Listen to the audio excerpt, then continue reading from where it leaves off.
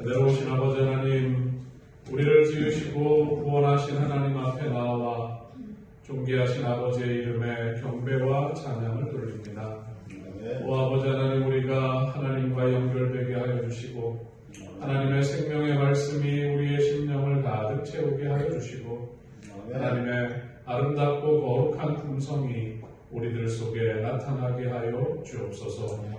예배의 자리에 나온 우리 모두를 축복하여 주시고 은혜 내려 주시기를 예수님의 이름으로 기원하옵나이다.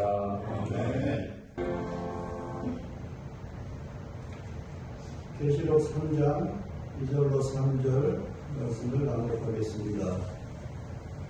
너는 일깨어 그 나무가 죽게 된 것을 굳건하게 하라. 내 하나님 앞에 내 행위의 온전한 것을 찾지 못하였노니 그러므로 내가 어떻게 받았으며 어떻게 들었는지 생각하고 지켜 회개하라.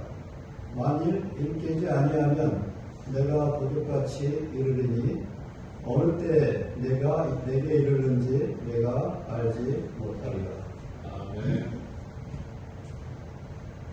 감사하신 하늘에 계신 아버지, 귀하고 복된 안식일을 맞이해 저희 모두가 주의 전에 나와 아버지께 경배와 찬양을 드릴 수 있도록 은혜 주셔서 감사합니다.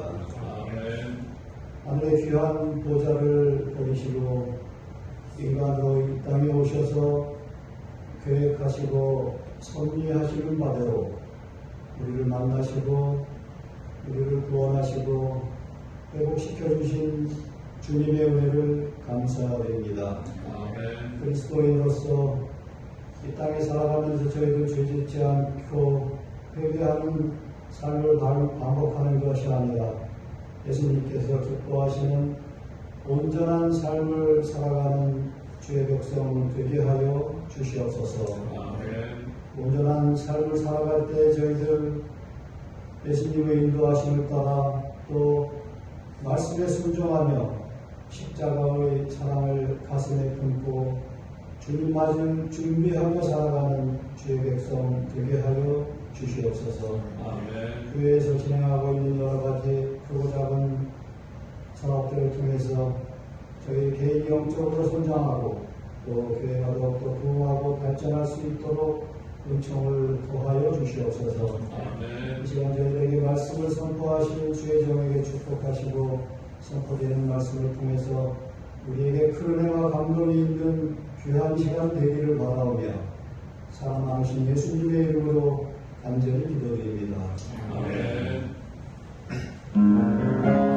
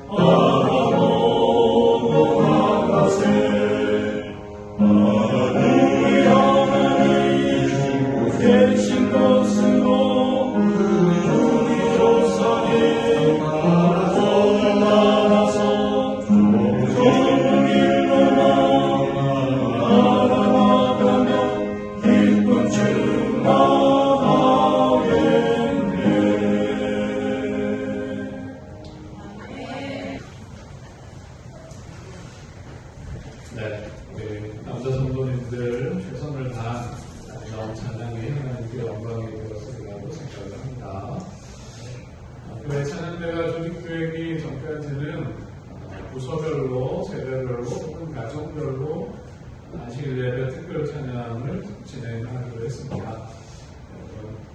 순서가 배정된 표를 보시면 잘 연습해 주시고 찬양을 준비하면서 예배를 통하여 하나님께 찬양을 올리면서 예배를 경험하게 되시기를 바라겠습니다. 학생 전도사님이 영성수련회에 참여하고 있습니다. 어제 저녁 오늘 영성수련회를 하고 있고요. 순서가 끝나는 대로 오셔서 오후에 활동을 한다고 합니다. 전도사님 모시고 학생 청년들 표정이 많이 좋아진 것 같아요. 전도사님 많이 격려해 주시고 또 위하여 기도해 주시면 감사하겠습니다. 제자훈련은 1시 반에 지하 식당에서 진행되는데요.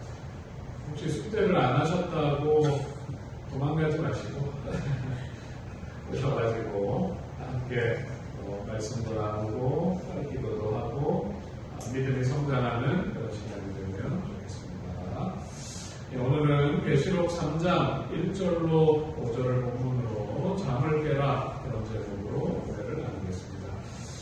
본문의 말씀은 먼저 좀 읽었고요. 제가 군대에서 자주 배치를 받은 지 얼마 되지 않았을 텐데요. 야간에 근무 나가는 게 참 힘들었습니다. 밤에 10시에 취침하지만 밤에 2시간씩 야간 경계 근무를 서야 했는데 그날은 제가 새벽 2시부터 새벽 4시더라고요. 정말 힘든 시간인데 근무 나가는 두 사람 중에 후임병을 일찍 일어나서 선임병을 위해서 방한 장비와 근무 물품을 미리 준비해 놓고 기다려야 됩니다. 불침번 선은 당번이 그 당시에 저보다 고참이었기 때문에 자다가 불침번을 툭 치기만 하면 이병량도 하고 벌떡 일어나야 돼요. 벌떡 일어나서 옷을 입고 근무를 나가야 합니다. 그날도 불침번이 깨우길래 관등성명을 대고 일어나서 옷을 주섬주섬 입고 고참이 입을 방한용품을 챙겨서 근무 나갈 준비를 해서 이렇게 딱 문 앞에 서 있는데 갑자기 벼락 같은 큰 소리가 나면서 누가 제 머리를 한 대 때리는 것 같아요. 꽝 하면서. 그래서 이게 뭔가 했는데 제 귀에 이런 소리가 들렸어요. 야, 양동우 아직도 안 일어나고 뭐해? 분명히 제가 일어나서 옷을 입었고 근무 준비를 다 하고 문 앞에 서 있었는데 그게 이제 생각만 진행된 거예요. 정말 여전히 자고 있었습니다. 아주 혼쭐이 나고 나서 그 후로는 근무 시간이 되면 이렇게 툭 치기만 해도 벌떡 일어나서 근무를 나갈 수 있게 되었습니다. 우리가 살아가면서 깨어있는 삶을 사는 것, 이것이 굉장히 중요한데 때때로 우리는 긴장하기도 해야 되고 때때로 우리는 집중하기도 해야 됩니다. 여러분 성경을 읽으면 깨어있는 것의 중요성을 강조하고 있습니까? 강조하고 있어요. 예수님이 십자가를 지시기 위하여 기도하실 때에 제자들에게 깨어있어 기도해달라 그렇게 요청했지만 제자들이 성공했습니까? 제자들이 잤어요. 제자들이 자고 그들 앞에 닥쳐온 시련의 시간에 그들이 어려움을 당하게 되었습니다.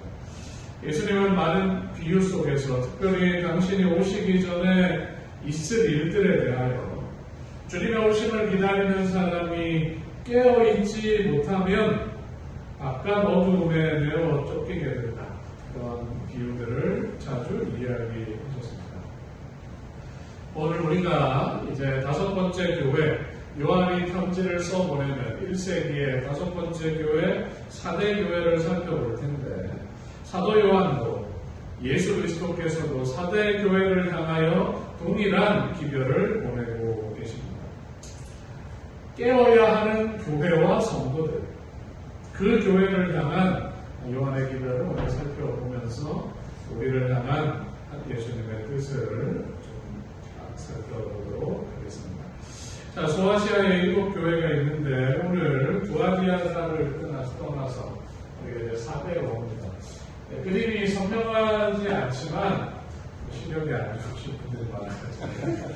여기가 이제 산악 지역이에요. 고산지대, 고원지대에 사대라는 도시가 있습니다. 처음에 이제 산 위에서 시작된 이 도시가 점점 도시가 확장되면서 계곡까지, 골짜기와 비탈까지 확장되어 갔습니다. 요한 당시에 이제 산 꼭대기에 있던 이 도시는 많이 망가져 있었어요. 이제 활발하게 성장하고 발전하고 있는 계곡 아래쪽에 비해서 산 위에 있는 도시들은 쇠퇴하고 있었는데 과거의 영광도 보여주고 현재의 어떤 활성화된 그런 모습도 보여주는 도시가 바로 사대입니다. 요한이 마음모섬에서 편지를 보내던 이 즈음에 사대는 영광스러운 과거는 이미 역사가 되었어요. 500년 전만 해도 아시아에서 가장 유명한 도시 중에 하나였는데 페르시아의 왕 고레스가 이 도시를 함락시켰습니다. 역사의 기록에 의하면 이 사대는 300m 고원에 있기 때문에 그 아래가 언덕과 절벽이기 때문에 웬만하면 함락되지 않을 그런 도시였어요. 고레스 군대가 사대에 도착했더니 정상에 도착했더니 성문이 열려 있었어요. 그리고 지키는 사람도 아무도 없었어요. 그 당시에 왕은 재물에 눈이 멀어서 전쟁을 준비하지 않았습니다. 고원 위에 있지만 높은 곳에 있지만 폐허가 된 이 사대의 모습은 경계를 게을리할 때 이르러 오는 고통스러운 대가가 무엇인지를 사람들에게 분명하게 보여주는 도시였어요. 이 도시에 사대 교회가 자리 잡고 있었습니다. 자, 이 교회를 향한 책망을 좀 읽어보겠습니다. 1절 같이 읽겠습니다. 사대교회 시작. 사대교회의 사자에게 전세하라. 하나님의 일곱 영과 일곱 별을 가지시니가 이르시되 내가 내 행위를 아노니 내가 살았다 하는 이름은 가졌으나 죽은 자로다. 하나님의 일곱 영, 일곱 별, 그러면 우리가 에베소 교회가 생각이 납니다. 에베소 교회에 말씀하시는 예수님의 모습이 이러했어요. 예수님께서 사대 교회를 향하여 신랄하게 책망을 하고 계시는데 내가 네 본 모습을 안다. 내가 살았다 하는 이름은 있지만 죽은 자다. 그렇게 이야기하고 있어요. 여러분 이런 얘기를 들으면 기분이 좋을까요? 나쁠까요? 내가 네 본 모습을 안다.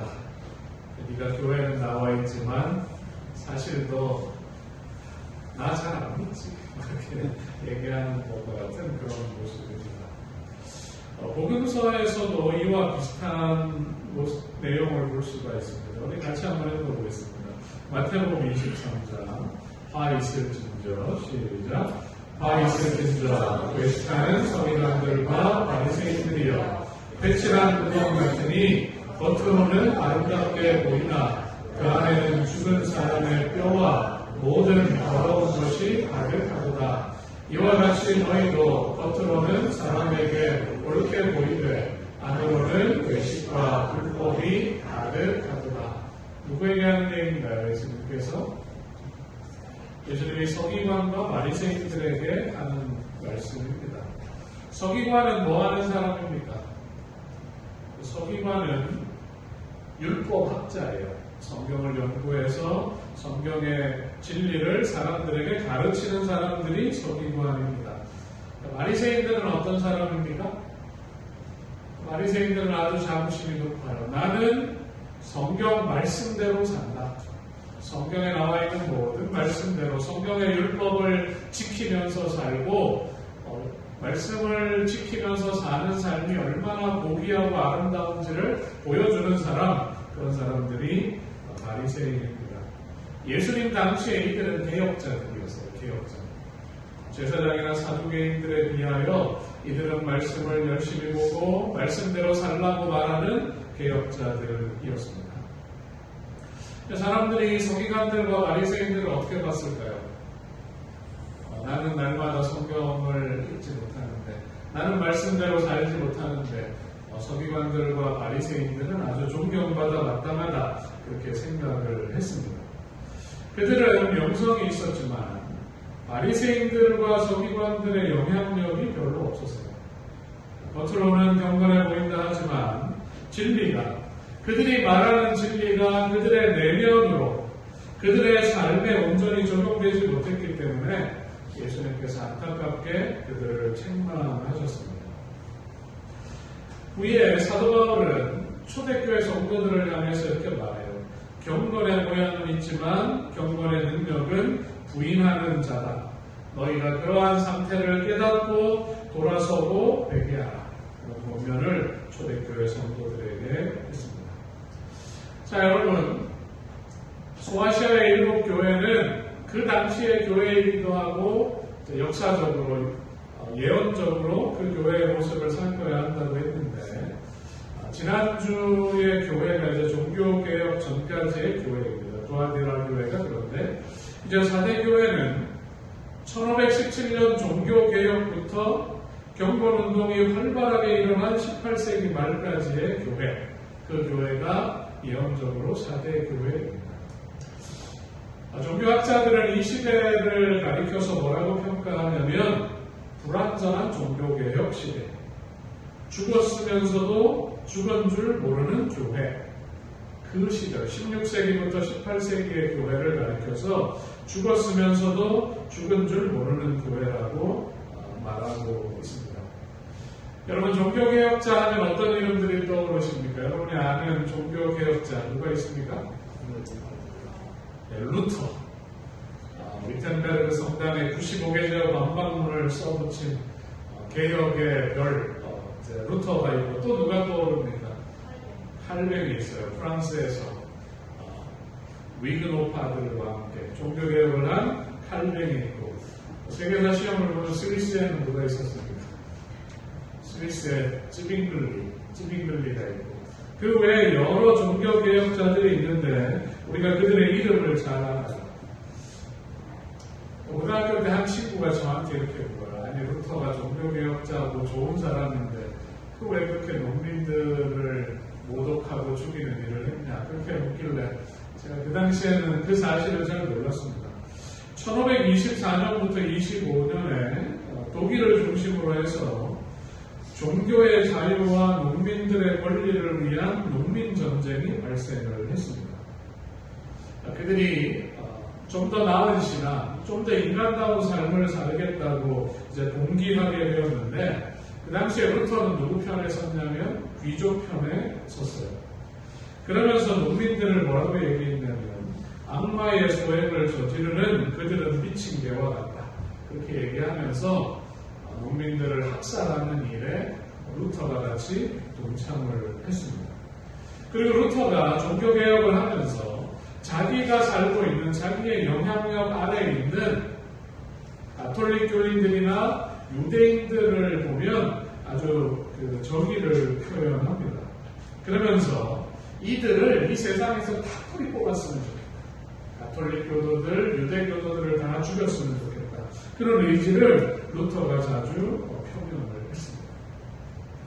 칼뱅은 자신과 다른 교리를 말하는 학자들을 잡아다가 종교재판을 열고 그들을 화형에 처하기도 했어요. 루터와 찌빙글리는 성만찬 문제로 서로 충돌을 했습니다. 종교개혁을 한 이런 지도자들이 하나님의 이름으로 이전의 교회와 다를 바 없는 많은 범죄를 저지르는 모습을 볼 수가 있고, 특별히 이제 1618년부터 1648년까지 30년 전쟁, 이제 개신교도들과 가톨릭 교도들 사이에 아주 큰 전쟁이 있었는데, 그 전쟁 동안 개신교도들은 수많은 가톨릭 교도들을 죽였고, 또 가톨릭 교도들은 개신교도들을 죽이게 되었습니다.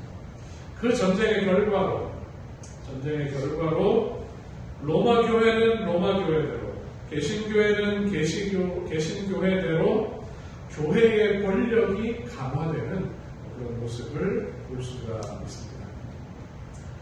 여러분, 그들의 원래 목적이 뭐였을까요? 그들이 성경을 통하여 하나님의 말씀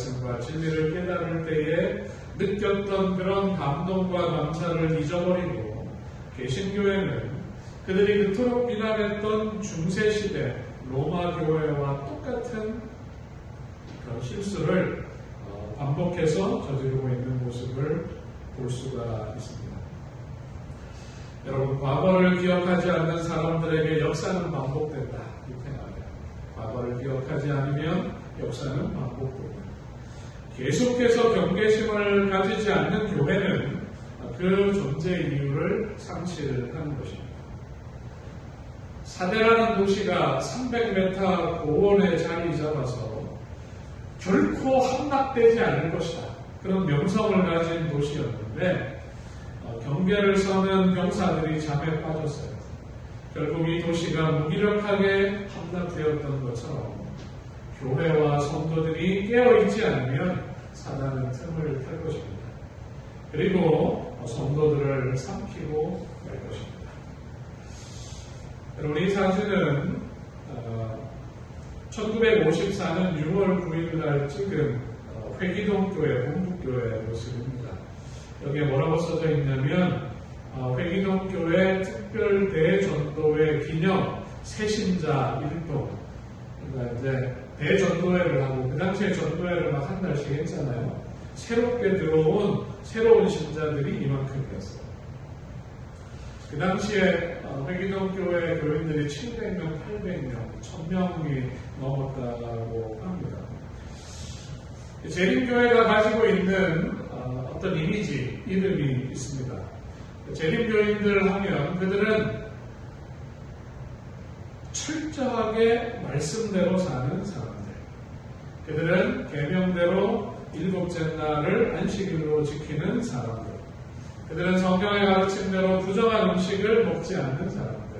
그래서 안식일 교인하면 돼지고기를 먹지 않고 한동안 60년대, 70년대 초반까지만 해도 안식일 교인들은 고춧가루도 안 먹고 이런 명성이라고 할지 어쨌든 우리 교단의 교인들의 이미지입니다. 그리고 안식일 교인들은, 재림 교인들은 예언에 대하여 누구보다도 해박한 지식을 가지고 있어서 다니엘과 계시록을 누구보다도 어느 교회보다도 잘 아는 사람들. 그래서 웬만한 재림교회 평신도는 개신교회의 목회자보다 성경을 잘 알고 영적이다. 그런 평가를 받았습니다. 그들은 학교에서, 안식일 때문에, 군대에서, 직장에서 신앙의 원칙을 지키기 위해서 많은 불편과 불이익을 감수하면서 그들의 신앙을 엄격하게 고수하는 사람들, 그런 사람들이 재림교인입니다.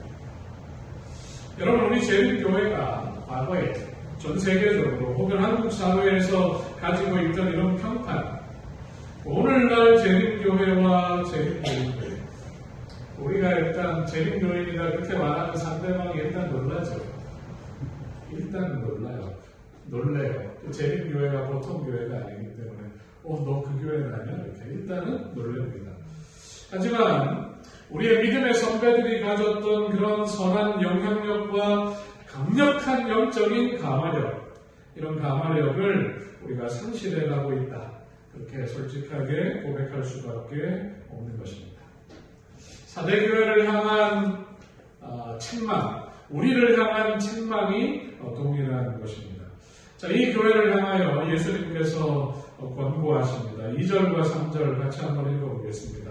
너는 일깨어, 시작. 너는 일깨어, 그 나무가 죽게 된 것을 굳건하게 하라.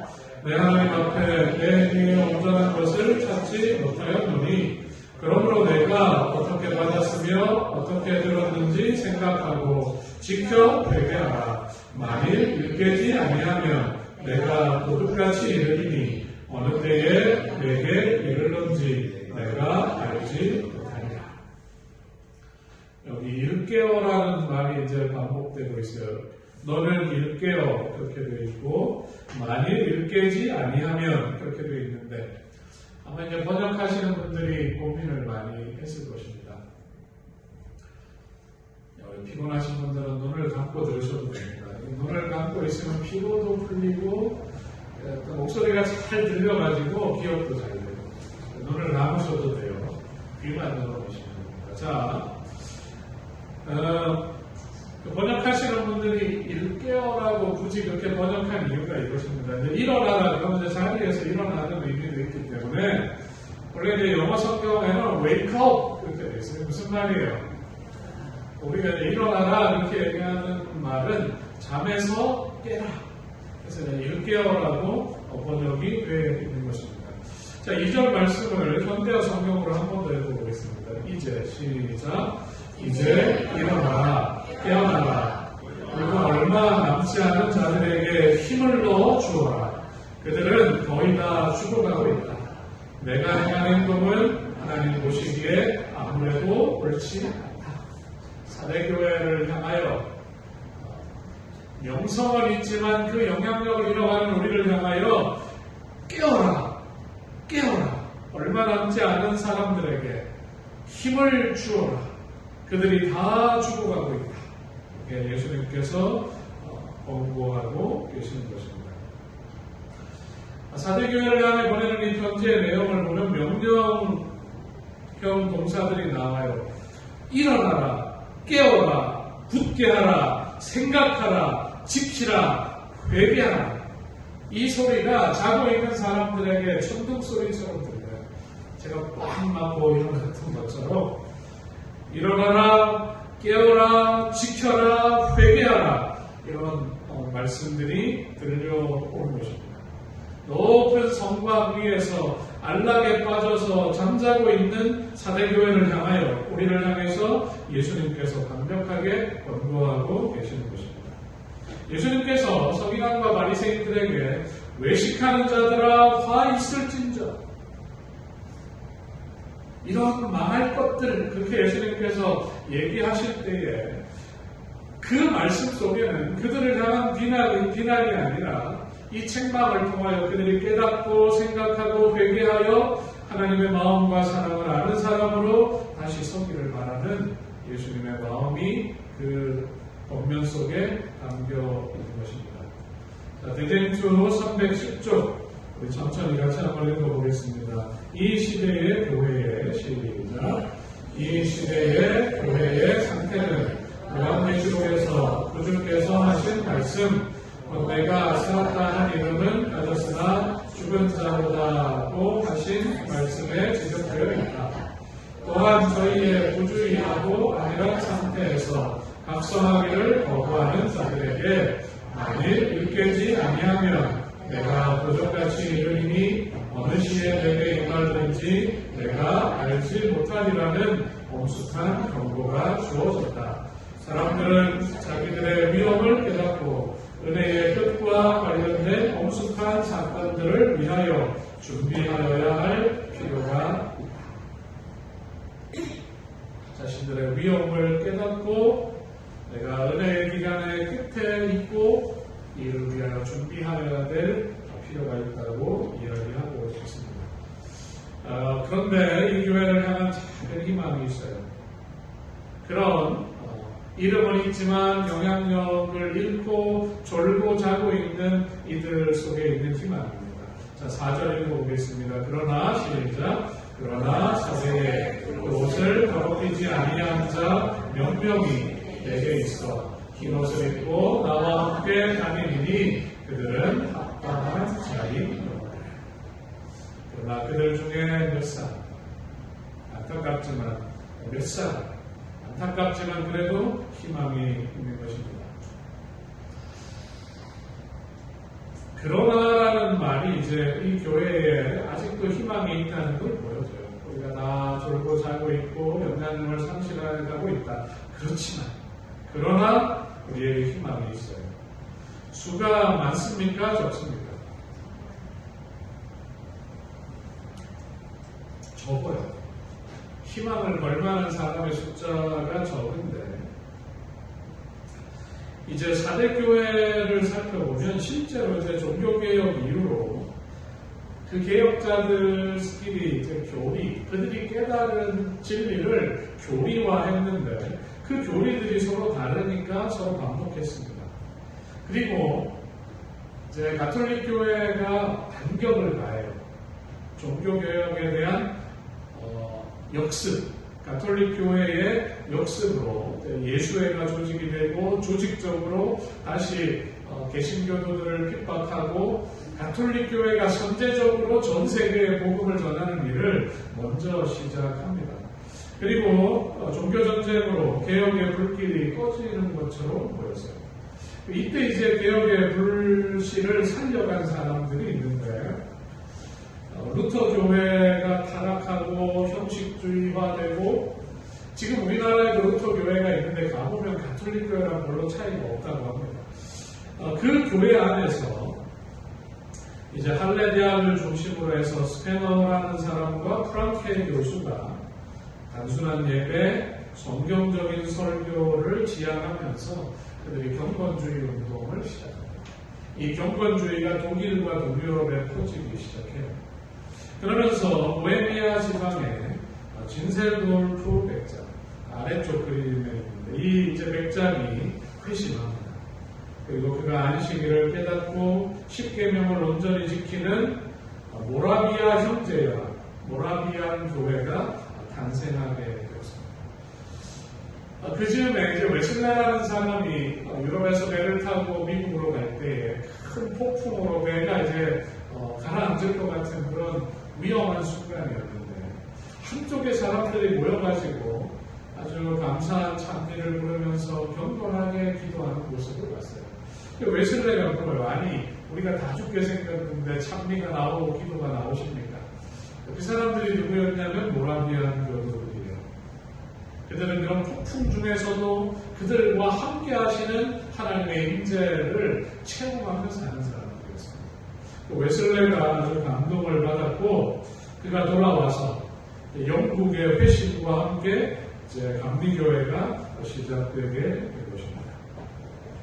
여러분 침체되어 가던 종교개혁의 불씨가 되살아나고 영적인 부흥 그리고 세계를 향하여 복음을 전하는 일들이 시작되게 된 것입니다.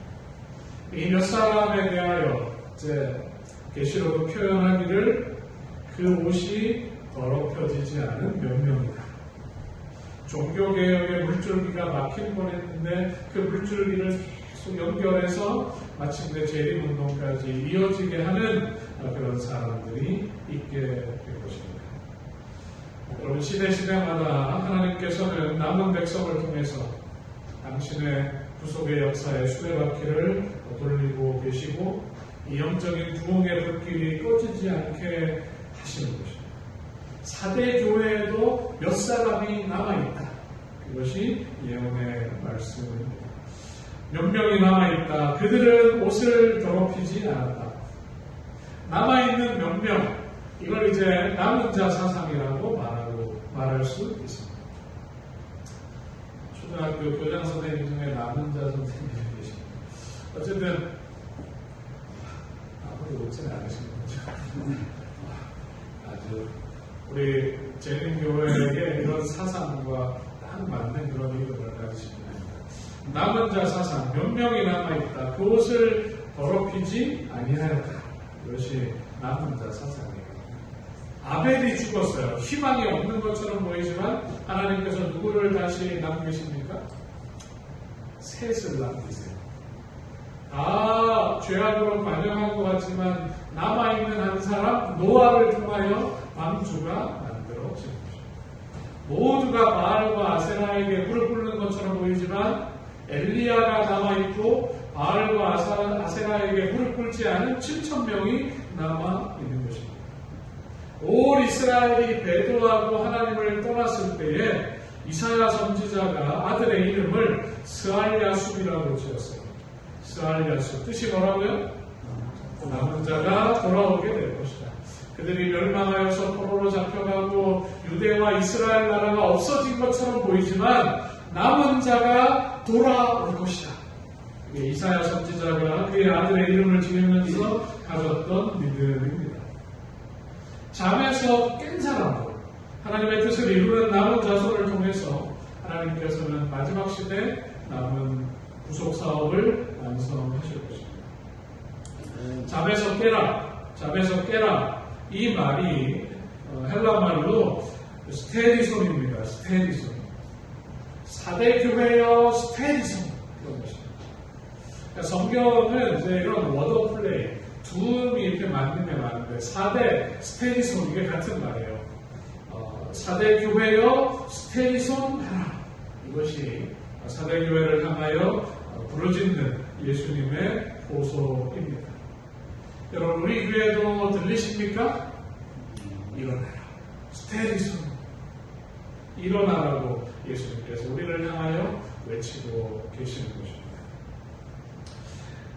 이곳은 에베레스트예요. 에베레스트. 1996년 5월에 5개의 탐사대 31명의 등반가들이 8,848m 이 에베레스트 산 정상을 향하여 출발했습니다.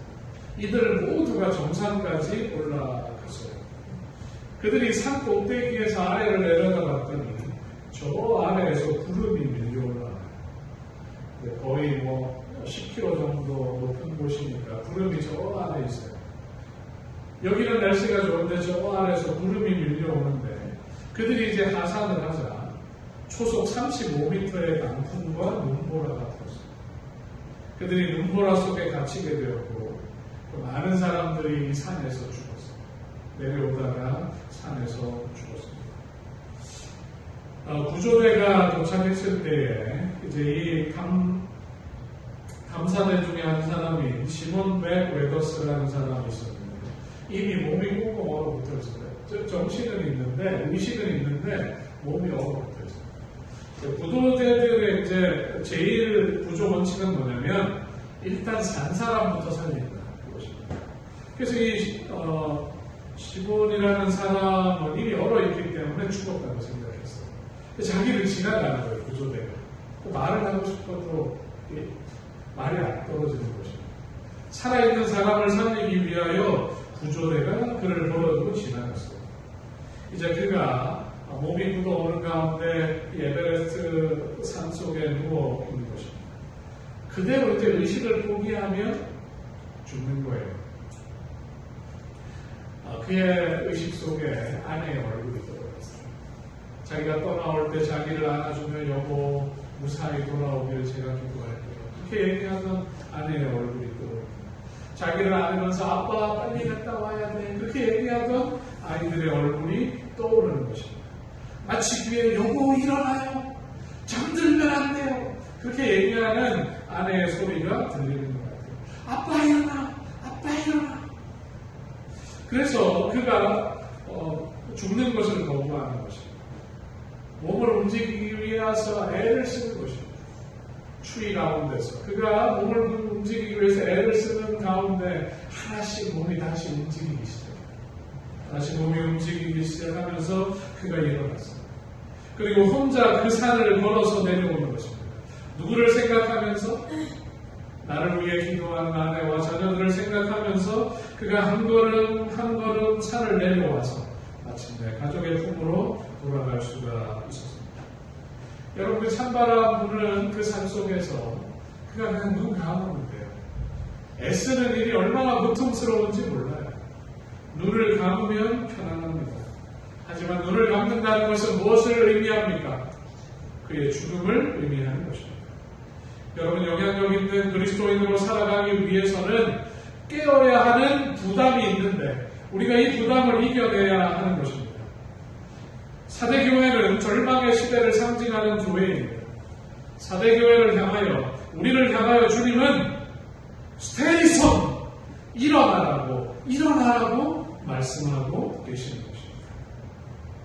십자가의 능력을 붙잡고 성령의 능력을 믿고 하나님께서 주신 사명을 생각하면서 일어나라고 예수님께서 우리를 부르고 계십니다.